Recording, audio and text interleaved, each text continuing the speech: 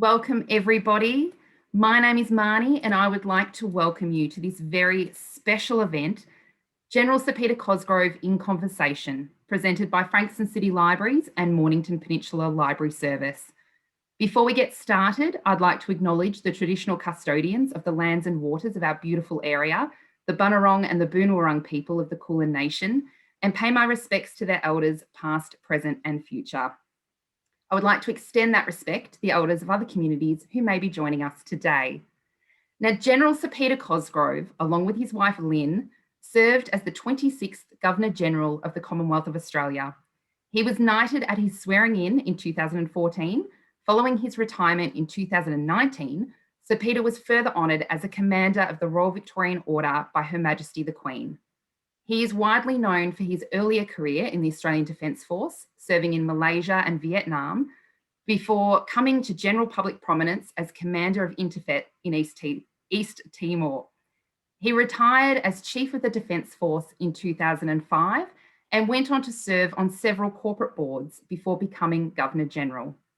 In retirement, he is actively involved with defence, health and other charitable organisations, including serving as Chairman of the Business Council of Australia's Community Rebuilding Initiative following the 2019-2020 bushfires. Married to Lynn since 1976, they have 3 sons and 3 young grandchildren. And I am absolutely honoured to welcome you tonight, General Sir Peter Cosgrove. Well, it's great to be with you, Marnie, and thank you very much to you and Samantha from Frankston City Libraries and Mornington Peninsula Libraries for facilitating this, and particularly for you for moderating it. I'm delighted to be back, albeit virtually, on the Mornington Peninsula, but I could say to you that it's a beautiful part of Australia, and I have family ties down there, and I also remember it as a place that my dad told me about when he joined up in the army before World War II and was down there in the coastal artillery. So I have the most wonderful memories. I'm delighted to be with you. Thank you so much for joining us. Now, you had already written your memoir, My Story, when you retired from the Australian Defence Force, but what prompted you 15 years later to embark on You Shouldn't Have Joined, and how has your perspective changed in that time? I can answer the second part easily enough. I had thought I'd finished my public life when I retired from the military.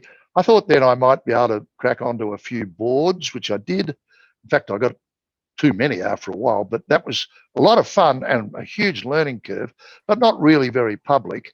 And then I was asked to be Governor General, and I thought, well, there you go. You can't get more public than that. So that gave me huge enjoyment, great honour and privilege, but it also gave me some wonderful insights into various aspects of our daily life and the political life of Australia. So there seemed like there was another book in it, and I decided I'd better get stuck in and do it. Well, we're very glad you did. Now, you actually narrate the audiobook as well, which I was listening to it on Melbourne Cup Day. So I was out in the garden, doing the garden, getting ready for the Cup at 3 o'clock, listening to your audiobook, and it sounded like you were with me. Can you tell me a little bit about your process in writing the book and how you went about it? Because I honestly believe everyone has a story in them. So I'd love to hear how you got that story into this book. Well, I agree with you wholeheartedly about everybody has got a story in them. It's just a question of how you present it. So in my life, but not least as Governor General, I found with the huge number of speeches I had to give, they all benefited where it was appropriate to tell stories, to reflect back to people your observations of their lives, their work, their contribution, their challenges, sometimes their agony and often their triumphs. And it gives you a vernacular style, it gives you a narrative style. So I did with this book, what I did with the first book, My Story. I used voice recognition software. I swear by it, because if you have a storyteller within you, if trying to get out, rather than sit there and write it as written prose, your mind works on, I will write this prose. What I do is I do a plan, and I have all the records and things available, but then I'll narrate my own story onto the screen, and then that's what I present in the end with appropriate checking off to the publisher. The publisher in the first book liked it. They liked that style. So I repeated it here, and my present publisher, Allen and Unwin, quickly warmed to it, and that's what you've got. It's a storytelling type of a book. And when I did the first book, and it was became an audio book, the fellow who narrated it did a fabulous job, but he wasn't me. So I thought, well, I'll go the whole hog, and this time I'll do the narration myself. So it's a good way to discover some of the things that you've got wrong in the book too when you're reading it. I must say, as I said, I actually felt like he was sitting there next to me in the garden telling me, and I found myself chuckling along the way, which was really lovely because it felt really personal, I think. Thank you. Well, I did make a mistake, and I'll own up right now to every potential buyer or people who are presently wading through it, and that is the great Dorothea McKellar. I put it down as Gundagai, and I'm going to get rockets from the people of Gunnedah. There you go. You heard it first here, folks. It's on the record. It's on the record. Ahead of this event, we did actually take some questions from our audience. Sure. So the first one we have tonight is from Samantha. Throughout your association with the Australian Defence Force, how did you see leadership change, and how did you see it evolving in the future? Okay. The leadership in the Australian Defence Force is in some ways stereotyped, and in other ways quite sensitive to the various generations, baby boomers, which is my generation, and then on until we're up to the present day. So that does change some of the stylistics, but not the essence, because it even in the Defence Force, though, it evolves. The leadership very close to the scene of the action, whether it's at sea, in the air, in a hangar, or from the military, outside the barracks. It's pretty stock standard. It's intimate. It's always focus on timetables, getting jobs done, being operationally ready, and sometimes fighting. As you go up the line, it's more nuanced. So my leadership style as a general was very much different to the leadership style I had as, say, a platoon commander in Vietnam, or later as a sort of a young fella commanding an infantry company, but back in Australia on peace operations or disaster relief operations. And then when I became a CO, although I was very young, I was, I think, 35 or something, as the commanding officer of an infantry battalion of 750, a lot of the soldiers would have seen me as old at 35 because they invest you with a sort of a semi-parental sort of carapace or cocoon. That's what you are. You stand in loco parentis. So that also guides your leadership behaviour. You speak more in a sort of a nurturing way than shouting and yelling. And then, of course, that modifies up the line. So now, the leadership style when you're quite senior is pretty similar to some corporate business type leadership styles, because you're in an enterprise and you're taking enormous amounts of advice to put out quite complex and technical directions for people to do things. That's converted into more simple arrangements by people down the line until eventually on the shop floor in corporate life, it's we've got to do this by midday, let's get started. Report to me when you've done your job and I'll move you on to something else. It's all pretty direct stuff. Absolutely. Now, when you first left school, you did consider a number of possible vocations. Yes. Did you see leadership in that future, or was it something that actually evolved with each position you attained? I think you might get hints of leadership. I understood that if you were to be in the army, you were going to be led by others, and depending on what your rank was, you would lead others. So I understood that because I came from an army family. But the others were more unknown to me. For example, I thought I might be a teacher. I thought I might, and I understood what teachers did. Teachers are leaders, of course. A policeman, and a policeman will lead other police, but he will lead elements of the community when there's a challenge to peace and security. I thought I might have a go at being a journalist. Now, a journalist is more of the lubricant of our information in the community. So leadership, not so much, but maybe leading by words, but certainly it was a people type enterprise. And a lawyer.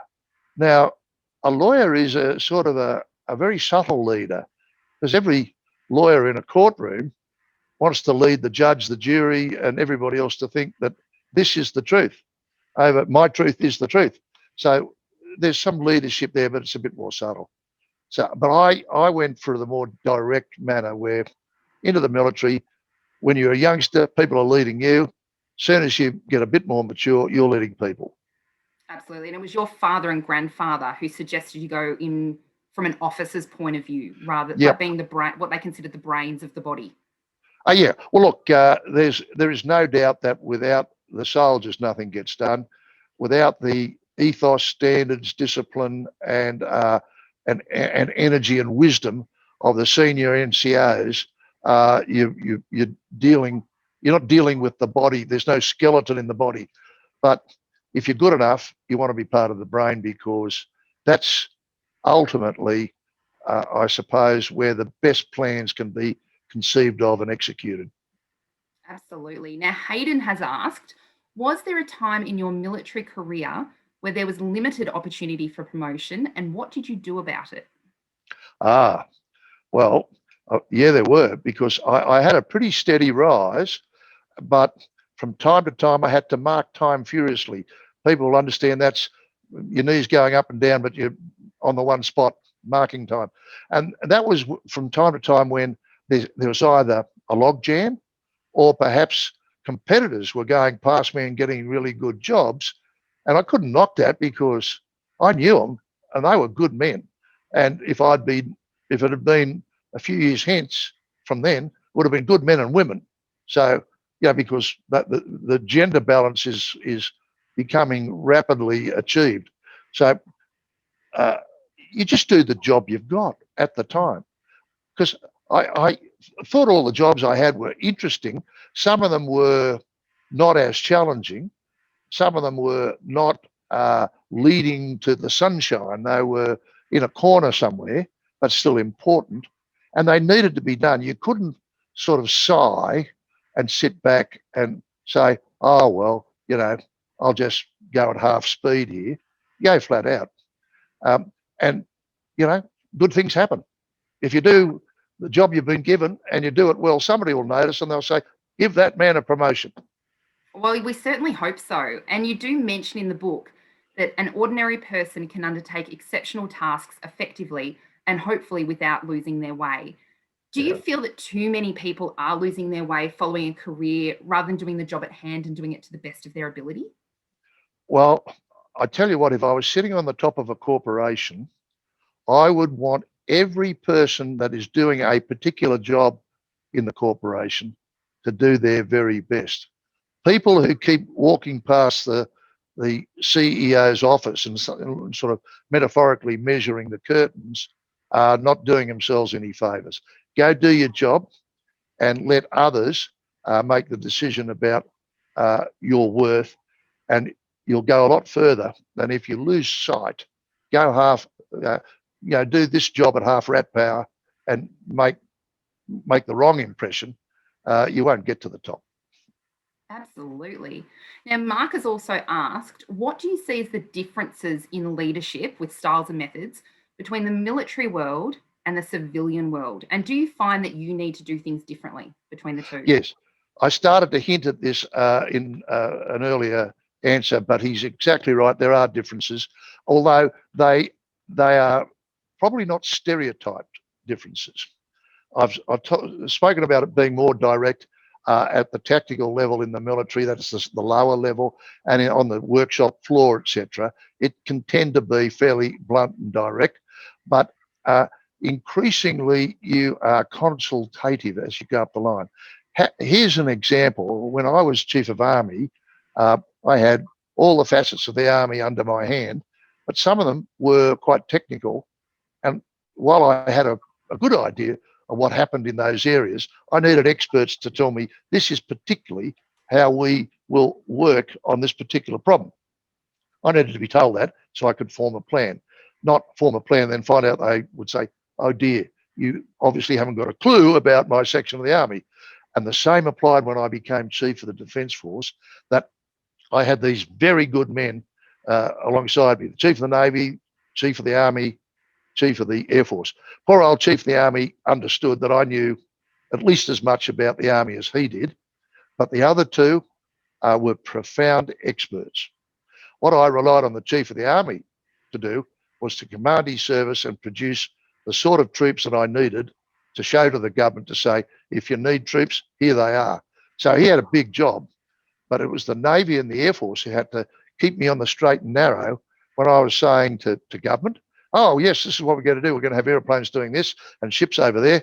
I needed beforehand, before I started telling the government those sorts of things, to get together with them and take their advice. So it was a consultative form of leadership, and no yelling, no screaming.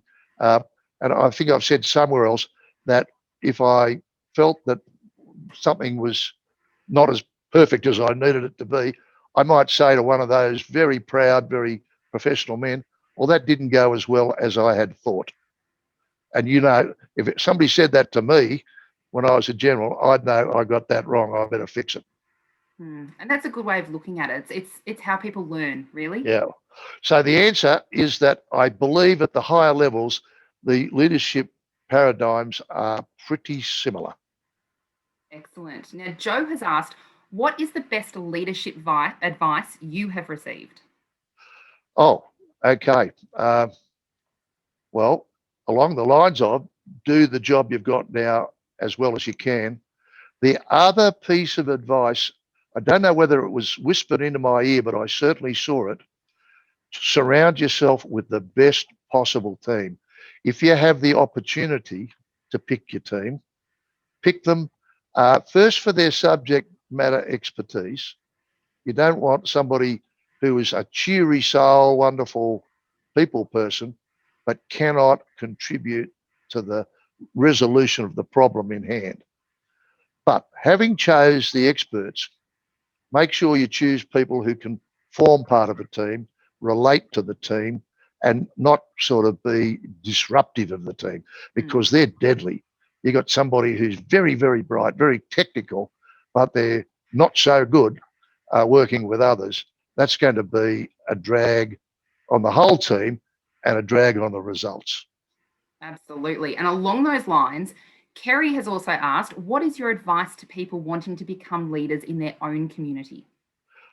It'll happen to you. All you've got to do is present yourself as an energetic, concerned person with expertise and a willingness to work with others, and you will be a leader of some sort.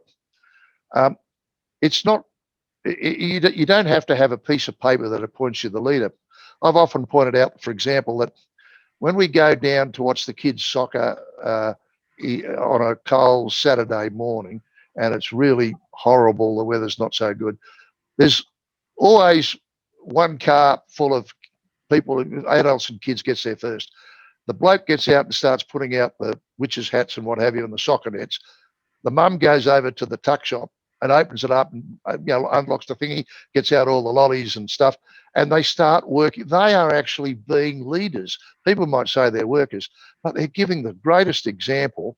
And of course, everybody else arrives and they jump out of the cars and they look and they say, oh, there's Bill setting up the field. I'll go give him a hand.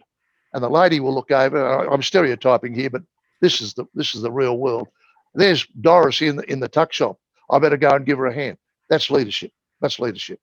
But in your community, you've got to have energy, be approachable, be prepared to work with others, and you should be able to advise on the problem. I put it this way.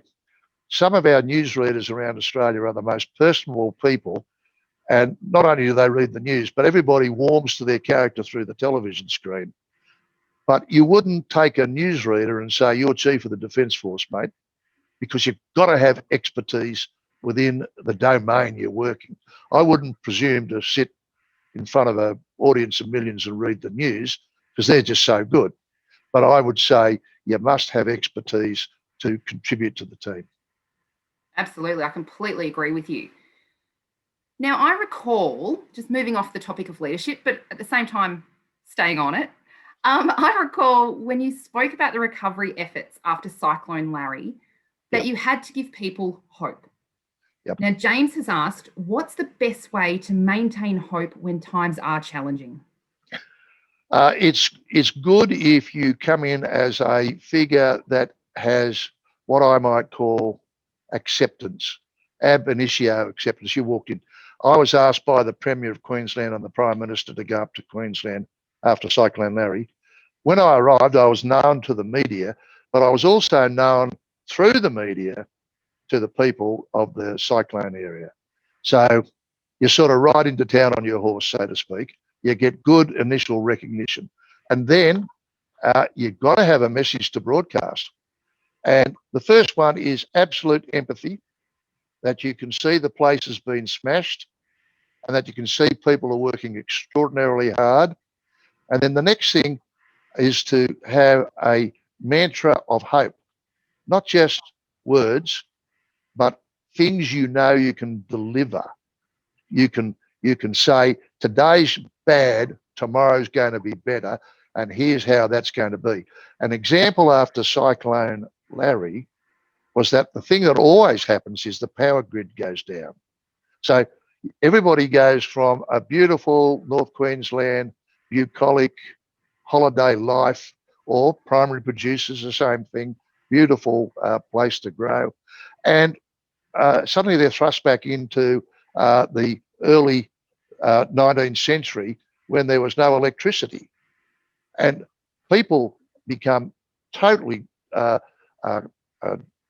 disaccommodated by this occurring to a point where there can be panic and there can be despair and who the hell's looking after me?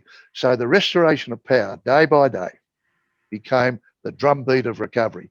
I made, if you like, appropriate heroes out of Energex and Ergon, the two power companies that were up there restoring power.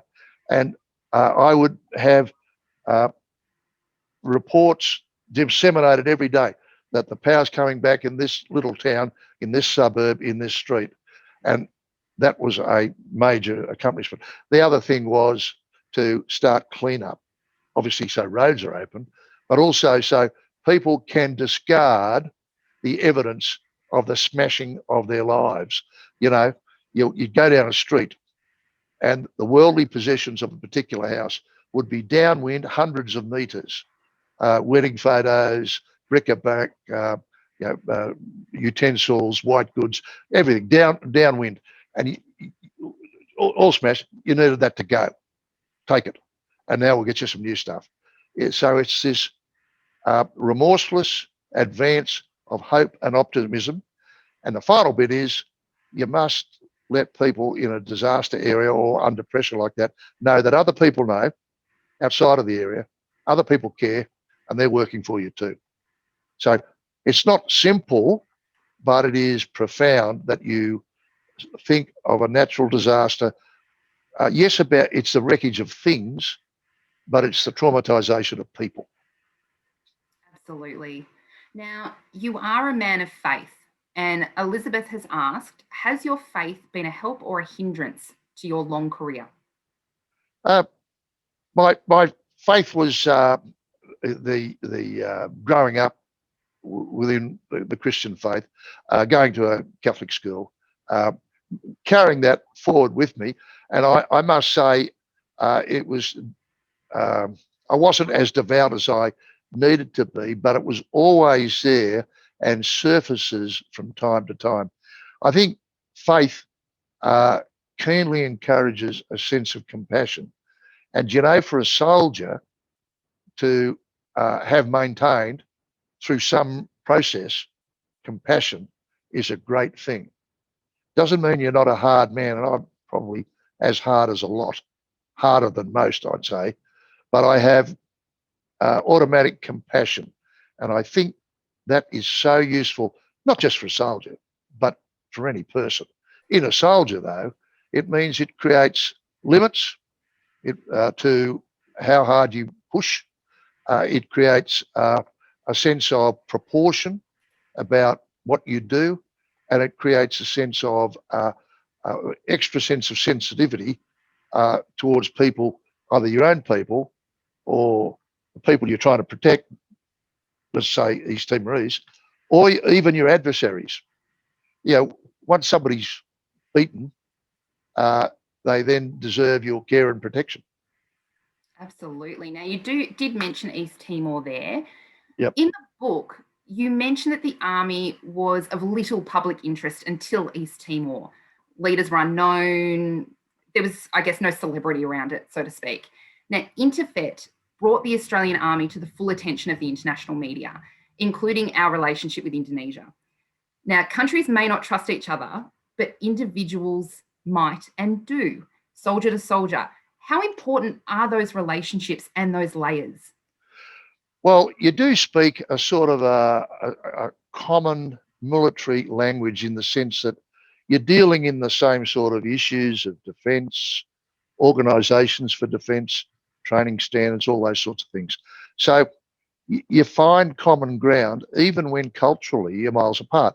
So I did refer to East Timor, and the issue there is we had existing professional relationships with the men and women of the Indonesian Armed Forces, and that proved valuable when you could use that to speak on particular issues that might otherwise have led to misunderstandings, friction, and maybe even conflict. So they were very useful. Secondly, we should have, with all of our friends and neighbours, multifaceted relationships. So, I mean, I can tell you we've had, everybody knows, we've had poor relationships with China over the last number of months. But people probably also remember that we have worked with elements of the Chinese Defence Force up in places like Darwin, invited them down for exercises. They came. And that sort of thing, where you can sustain it and then promote it, is just part of the whole fabric of international relationships, and ought to be practiced and sustained as much as you can. So I'm not saying that it's particularly powerful at the moment, because it was early days in that relationship. But I look at what we've been able to do with Indonesia ever since Indonesia became an independent state, and we've been at it ever since. Even during Konfrontasi, which was confrontation with Indonesia over the matter of the separation of Malaysia and Singapore, even during that time, we had Australian students at the Indonesian Armed Forces Staff College. So you might say that, well, that was weird, but I'm so pleased we had that, rather than breaking off military relationships, make it even harder to get back together. Absolutely. Now, speaking of those relationships, Lucinda has asked, have you been involved in any situations where Australia has been close to entering a war and it's been averted by diplomacy and those relationships? Not in my time. I think we hope we went into everything we attempted with eyes wide open. Now, that's a hope sometimes, and afterwards, 2020 hindsight says, well, you didn't see that coming. I don't think anybody perceived that Afghanistan would go from 01 with a break from 02 to about 05. And then on to the present day. That's the longest period of operational service in a foreign country that we've been involved in. So, but we knew that we were going into a place which had caused Alexander the Great to walk away in disgust. So we knew that this was not going to be an easy place. Now, I think we are getting better at measuring the the implications of a commitment. So, for example, when we went to Iraq in 2003, the government agreed that we would send people relevant to toppling the regime and allowing there to be a government that would be compliant with the United Nations. But that was what we structured the force for. We weren't there for the long haul. We didn't want to be there for the long haul. We wanted to go do that job and come away. This was confirmed when the other allies said, well, we'll be the occupying powers and you fellows, thank you for coming to Iraq. They wanted us back after a while, of course, because we're pretty good. I say that because I think Australians are pretty good. So we went back after a while, did some training team stuff, and then we had to do some more peacemaking duties down in Al-Matana province. So in that sense, we made a conscious decision to go back. But I use that as an example to say, well, the government said we're not going to go in there and just say, oh, what's next? We would go in, do the job, come home. Absolutely. So I'm talking about modern times. I mean, I'm not purporting to know what was in the minds of our leaders when we went off into the Middle East in the first place in World War One or World War Two. Absolutely. Now, Damien has asked, what advice do you have for the next generation of Australians in general, but also in particular those serving in the Army and Army Reserves? Okay, I'll go to the second part first because that's relatively easy. I admire you to bits for your commitment to serve your nation in that way. And I extend that, of course, to the Navy and the Air Force. It is a magnificent thing for a young Australian who believes that they have the time and the energy to put their country's uniform on to do so. And you'll make some wonderful friends. You'll have some excellent training. And if you're up for excitement, it seems like the ADF is providing all kinds of excitement. And here I just sidetrack a tiny bit to say, wasn't it marvellous to see the Navy, the Air Force and the Army pitching in over not just the bushfires, which was pretty dramatic, but in the longer haul over the COVID matter. And I was so proud of these boys and girls. Now, for other young Australians, right, bit of philosophy coming. Look, it's been a shocker that we've had this thing that's taken from us, our prized casual freedoms, the ability to associate, to go where we want, to behave within reason, in groups or as individuals without a care in the world. And to travel overseas, it's almost the birthright of Australians to be globetrotters. All of that's been squashed up till now. And I can understand young people particularly are frustrated. Older people like me, we've done all that stuff in the past and we're quite anxious not to kick the bucket too early because we've got our grandkids to love on the way through. So we've been inclined to do as we've been told. But so have younger people in the vast majority. And I'm proud of them for the way they have accepted the economic stress, accepted the suppression on their liberty, done the right thing. And now it looks like we're getting back to closer to normal. My congratulations to them is that they have now been through a similar set of stressful experiences to their grandparents. And that's the generation I'm saying for them, maybe even their great-grandparents in some cases. The Great Depression, World War II, and then the economic boom which followed in Australia, where that generation brought this nation to being an economic power in the world and a prominent part of the world stage, a good actor that was admired and chosen as a place to live by millions of migrants. That generation did that. I believe this generation has that greatness within them. We will recover from this. They'll be in charge by that time, and they will take us great places. I've got great admiration for this generation, and they should be of good heart. Absolutely. Now, I am curious because in the book, you talk about when you were asked to respond to Cyclone Larry, you say at the time, I'm not going to go in there with command and control. I'm not going to go in and tell them what to do. But you actually mention the pandemic then and say, unlike a pandemic. Has this command and control been as strong as it needed to be? I believe so. I mean, you've seen politicians prepared to park the ideological stuff over in the corner.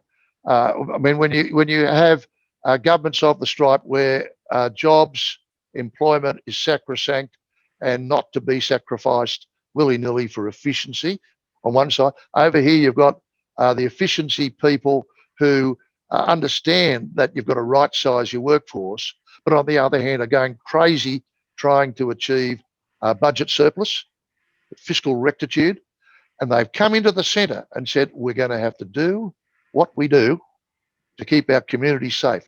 The first thing was, we don't want anybody dying who can be prevented from getting sick or saved when they do get sick. Next, we want to contain this while we're waiting for a vaccine. And that's been the mantra, and I think governments, in using the command and control sort of style, have responded well, especially since it's the coordination between the states, which every now and then gets a little bit leaky, has actually gone pretty well. I mean, if you want to look at a somewhat chaotic circumstance, look across the Pacific. Mm. And that leads me, I won't say it now, but leads me into comparison of our form of government as to their form of government.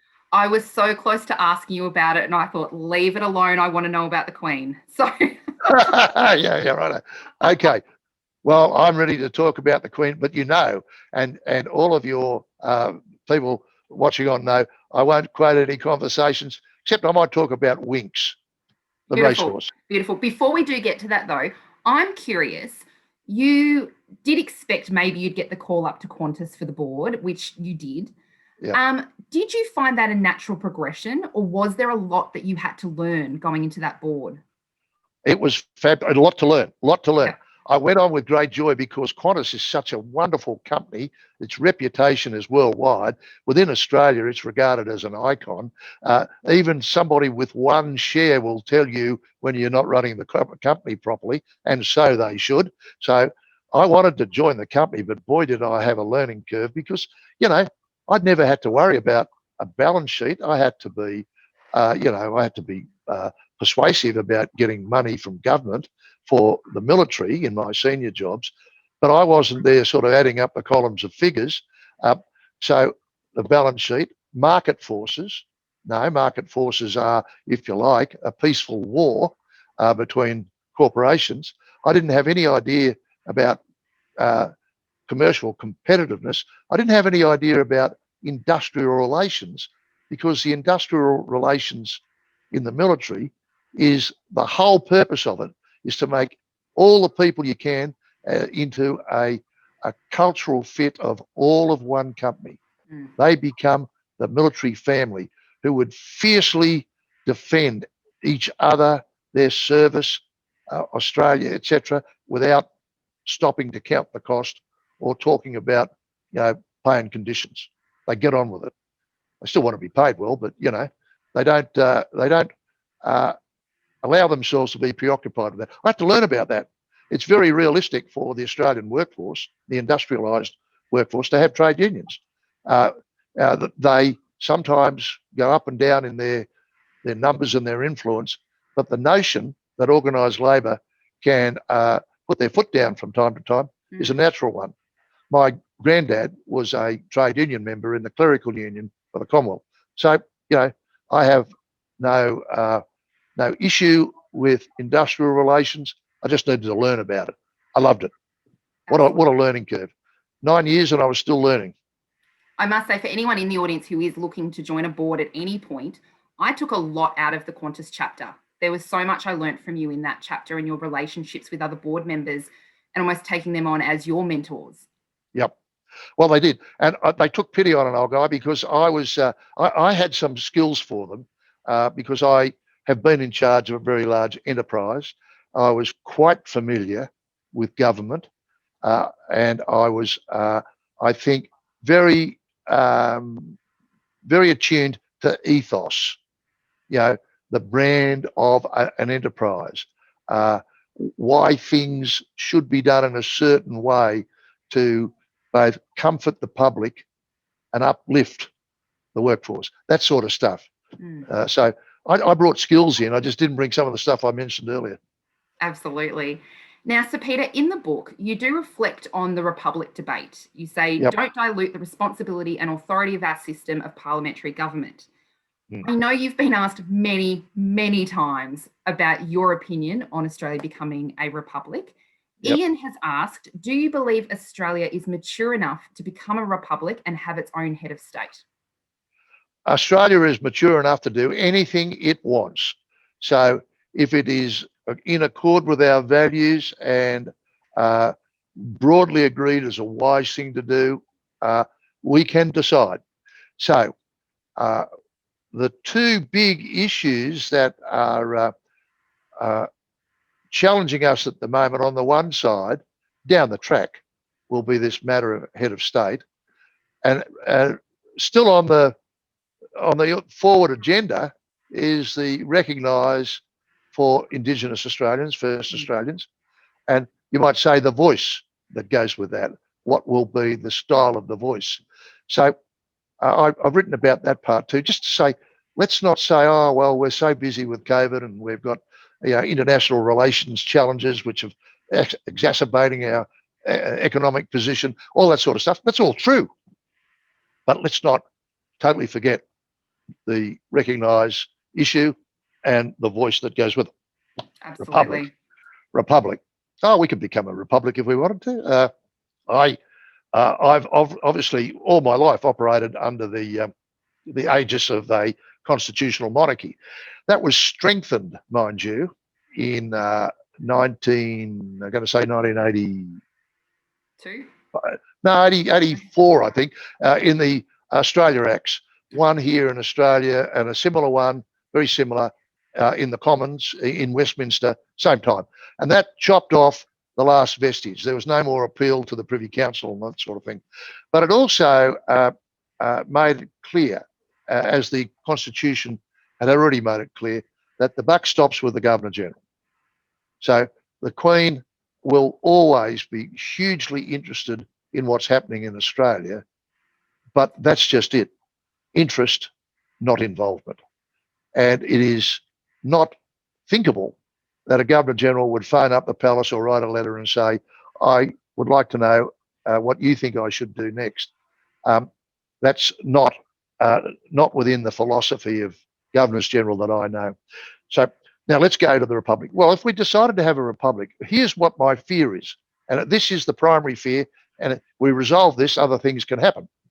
I like the idea that we have a parliamentary democracy where after a federal election, a coalition of like-minded people decide they're a party and they decide that somebody will be their leader.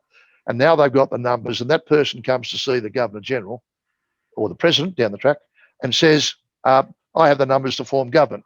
And at that point, you have the government forms, the opposition forms, and the government gets on and governs, and it does so by reviewing and making, reviewing laws and making new laws, and that's the administration of the Commonwealth.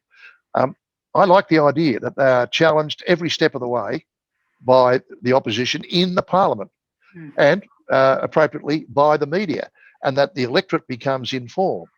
And after a few years, say 3 years or so, the electorate gets another go, and they say, government, you did a good job, we'll re-elect you. Or no, don't like what you did, we're going to put the other mob in. And it's all over in a heartbeat, and it's we're back on stable government. Every one of our elections, which have been fiercely fought, have never had people rioting on the streets. So we accept that the pressure cooker of federal politics, I'm talking about now, the release valve lies in the Parliament and then with the electorate. Now, I would say that if we had a Governor-General or a President who maintained that sort of power and that only intervened in very rare, extraordinary circumstances or at routine times when you're appointing a government, doing a ministry, proroguing Parliament, allowing the writs to go for an election, and Bob's your uncle, you're into the democratic process again. The rest of the time, constitutionally, the government or the president will be vigilant but not active, will be interested but not involved. An example would be when there was a Section 44 issue when Mr. Turnbull was Prime Minister, and there's a little bit of speculation going on that the Governor-General should intervene. I took that as an affirmation that I was seen as a neutral person, but under Section 44 of the Constitution, the Governor-General does not have a right to intervene in those matters. That's a matter for the Parliament and the courts. I digress. Right. So now now. What about how do we get the president? We can't have the Prime Minister appoint a president. Let's say the Prime Minister's a bloke, because that'll stop me saying he or she all the time. The Prime Minister's a bloke, and he decides, I'll have another bloke as the Prime Minister. Sorry, as the governor, the president. So he appoints this guy, and then that guy has the power to sack him.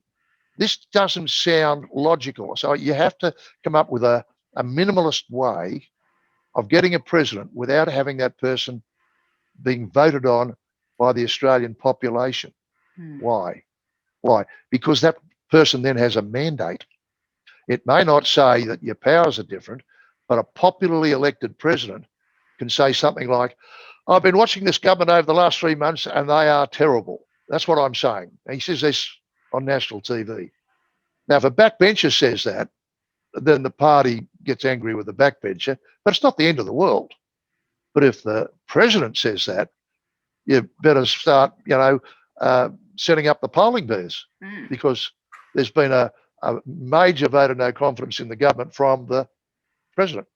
So we have to have parliamentary government, keep that going, no second focus of power or locus of power, and we've got to have a method of creating this person with minimalist powers so that it is not a popular mandate. That's my thought. I like it. And thank you for sharing it with us. Now, in the book, I've especially loved the chapters in your book that give us an unprecedented insight into Her Majesty and the royal family. As someone who is very unlikely to ever get to meet her, what is Queen Elizabeth II like? And is there anything her leadership has impressed upon you?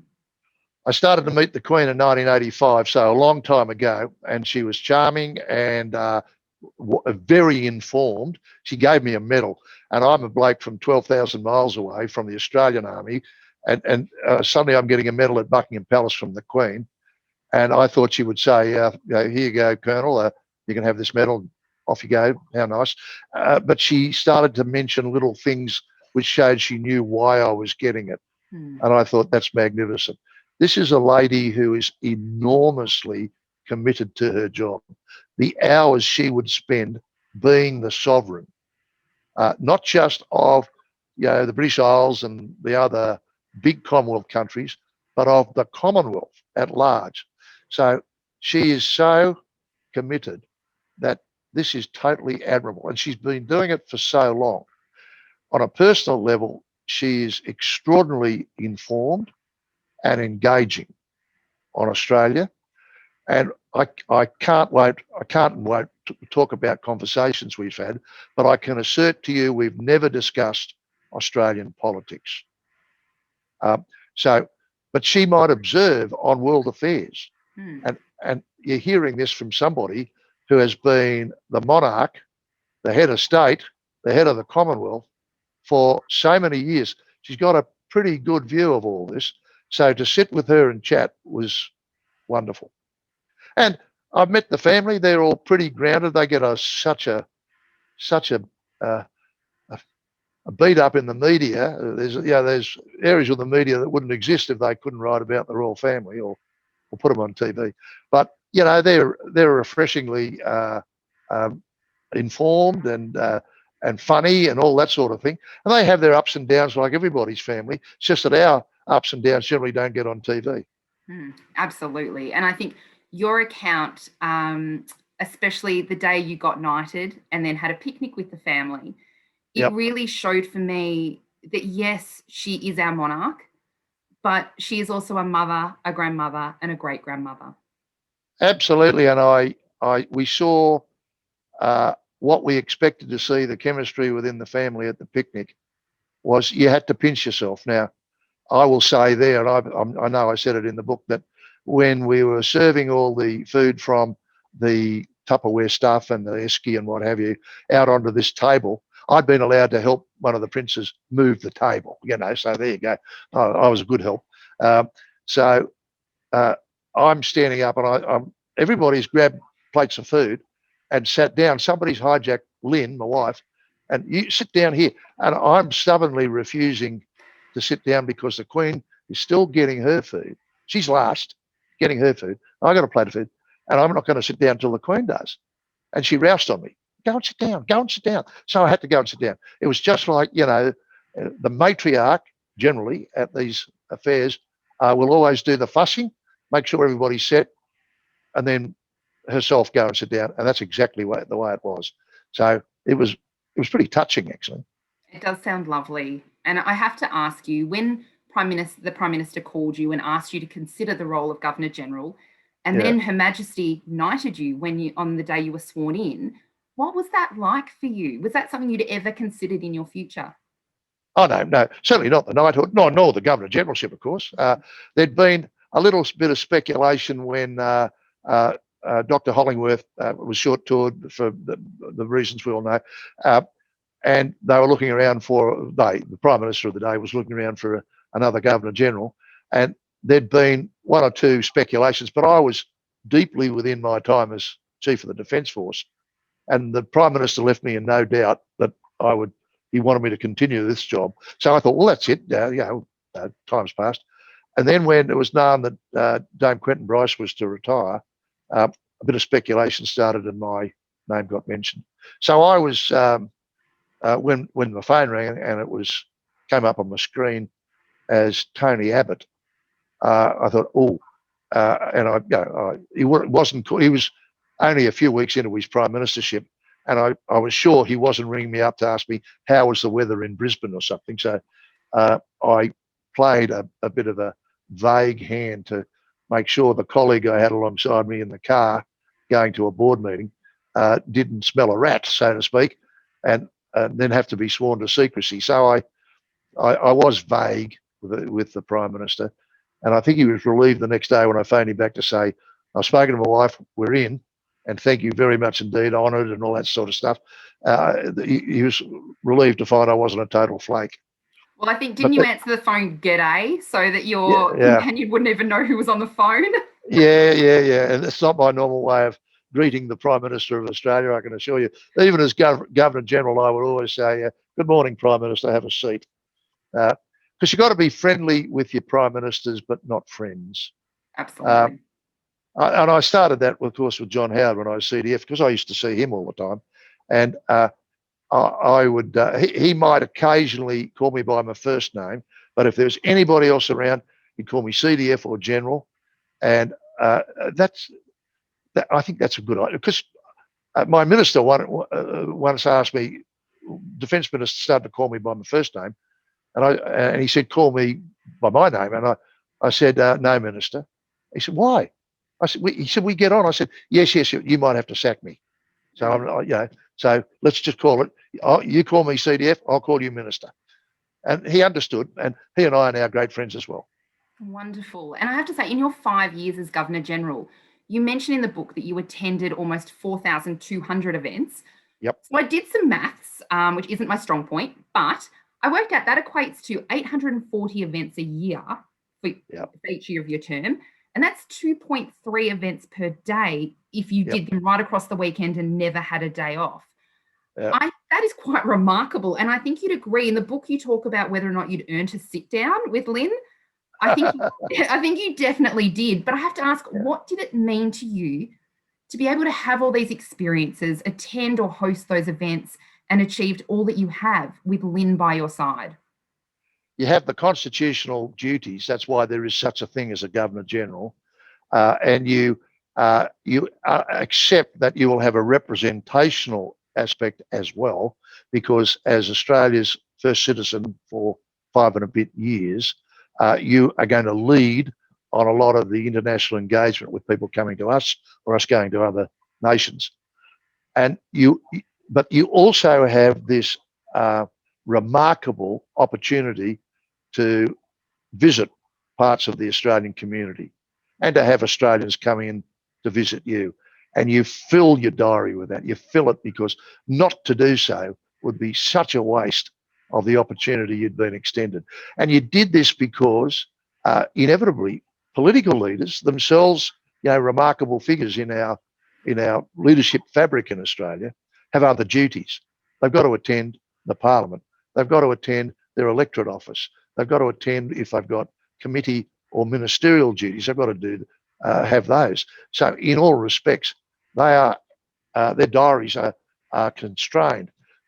I could go where I wanted when I wanted to, provided other duties were not of higher priority. And I could see people with everybody knowing I'm not a politician, don't represent one side of an argument or another. And I had big flapping ears listening to what they wanted to say.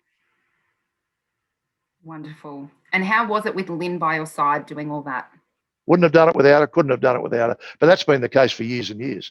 All that interesting and lucky stuff I did in the military was facilitated because I had this wonderful family at home. I had my wife who was a loving wife, wonderful mother to the kids, and for so much of it, a father as well, because I was running around doing army stuff and military stuff, and she was getting on with it. And the young fellas are now all mature age adults and fantastic kids. Absolutely. And it's so lovely. We're actually reading an article on yourself and Lynn in the Woman's Weekly this week. So, it's really, really lovely to see. And we are very quickly running out of time. I think we could have spoken for a whole other hour, but I might get some really quick answers out of you. Yep. Andrew has asked, who are harder to keep in line, politicians or soldiers? Politicians for sure, because I've described them in the book as a prime minister, for example, leading his party is actually pushing a wheelbarrow full of frogs, all contemplating the right time to jump out. That's just the nature of it, because their discipline is their ambition. If their ambition is to serve just their people, there's that discipline. If their ambition is to rise through the party, then they have to be energetic. If their ambition is to be the prime minister, they have to be energetic, very bright, and very competent. So, I mean, that's their discipline. In the military, we have all kinds of layers of discipline. The most stringent discipline is never letting your team down. Right. Absolutely. Who's next? Dean has asked, he saw you at an outdoor concert watching John Farnham in Canberra a few years back. What music do you like, and is John Farnham one of your favourites? John Farnham is a champion. I love him because he came up with his concert group to East Timor and gave this marvellous concert. He tells the funniest jokes you've ever heard. He's a brilliant singer. He's got a big heart, and he's Australian. And every time we all shout out, "Sing Sadie the cleaning lady," he wants to die, but he sings it. I love it. I love it. I think my generation would be more "You're the Voice" or "Pressure Down" somehow. Yeah. You're right, yeah. Or Daryl Braithwaite with horses. Absolutely. Every pub dance floor ends with horses. Yeah. Or, what do they call them? Chained to the wheel. Oh, yeah. That's a cracker. That doesn't come out enough. Yes. Right. I love it. Now, at the end of You Shouldn't Have Joined, you say there will be no more books about Lynn and me. There's just enough time left for us to live this life in the very best nation on earth, this work in progress. May that progress never cease in our beloved Australia. So what is next for yourself and Lynn? Well, you have to park some of the things you very much cherish, like kids and grandkids, while you're Governor General. We saw them a lot, but not nearly as much as we would have had we not been in that privileged position. So now we're going to do a bit of catch up. And of course, coronavirus has put a bit of a dent in that. And it's only now when borders are opening up that we can jump in the car and zoom off to wherever we go. And we're looking forward to that. Travel around the world, because we got the bug many years ago before I was Governor General. We love to stooge around, the continent, North and South America, Asia. Look, there's no place we don't want to go. We even got to Antarctica, where, Wow. yep, I dressed Lynn up in that Antarctic suit, and she reckons she looked like a Teletubby, and I'm in trouble. I'm never allowed to show the photograph. But you have told us all about it, so we'll be on the lookout. Yeah. Well, General Sir Peter Cosgrove, it has been an absolute pleasure tonight. It has been my honour. Thank you so much for joining us. Thank you. And I've got a special shout out to the Singer family, because Paul Singer was my official secretary for a couple of years when I was Governor General, and he's still serving the Governor General today. And to the Singer family, you've got a champion fella there, and I'm glad you were involved in this conference today. Thank you to the Zoom audience. I hope you enjoy the book, either in the library or if you buy it for yourself or as a present. I hope whoever reads it will enjoy it. Thank you very much indeed, Marnie, and of course to Samantha. Thank you so much, Sir Peter. Now, You Shouldn't Have Joined and My Story are both available to borrow via your local library, both in hard copy and online, which you can access for free with your library membership. If you're not a member, you can sign up via your library website. You can also purchase You Shouldn't Have Joined thanks to Robertson's Bookshop in Frankston and Farrell's Bookshop in Mornington. Both have signed copies available thanks to Sir Peter. Both libraries have some great author talks, workshops and events coming up, so please make sure you check out their websites. Thank you again for joining us tonight for General Sir Peter Cosgrove in conversation with Frankston City Libraries and Mornington Peninsula Library Service. Have a wonderful night. Thank you again, Sir Peter. Thank you so much. Thank you.